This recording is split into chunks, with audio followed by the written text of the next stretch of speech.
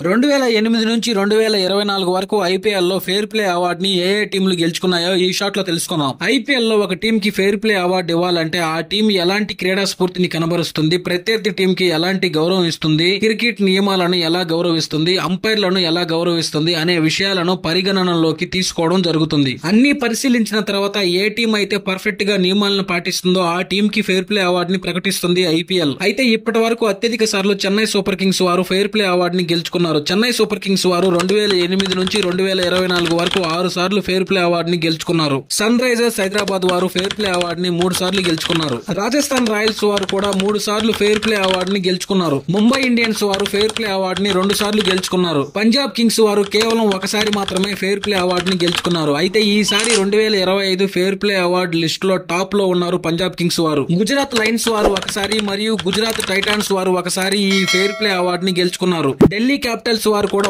ఒకసారి ఈ fair play award ని గెలుచుకున్నారు.